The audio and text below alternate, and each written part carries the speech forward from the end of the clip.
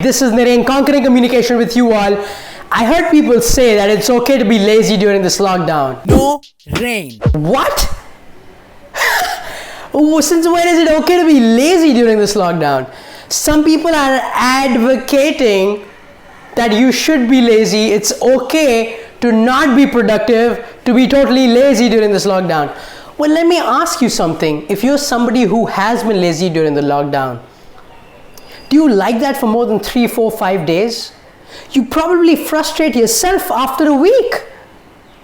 What is this kind of advocacy? It's okay to be lazy. I don't think it's okay to be lazy. Well, let me tell you one thing. I am not also propagating for you to continuously work 15 hours a day on your laptop and have no sense of balance, because I don't think that's productivity in the first place. That is also diminishing productivity, because after a certain point, you start to diminish and you're just on your laptop, not working, not being productive. Productivity is something very different. Productivity is about maximizing the results that you can create in a short possible time when you use yourself, your mind, body, time efficiently. But I don't understand how it's okay not being productive. I think it's a big mistake we're making, and there's a big difference. Being lazy and unproductive is not the same and is not in opposition of overworking yourself. Non-productivity and laziness is in opposition of productivity, and I don't think that's something we should propagate. Rather, what we must do is redefine productivity. To take time out to journal your thoughts, to meditate is also productivity, because you work on a better body and mind, and only if you have a better body and mind on a daily basis can you do your work fine.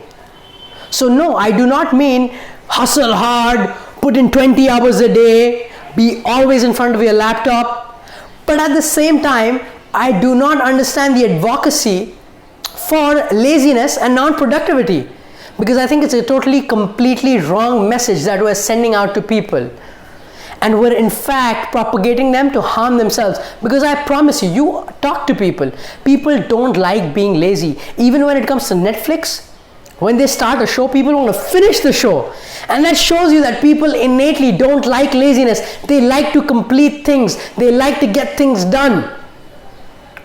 So it's an earnest request, if you're somebody who's propagating laziness, don't do that. That is not the same, and that is not the opposite of overworking. I understand where you come from, but I don't think that's the right approach. I love you all. I will see you guys in my next video. Thank you very much.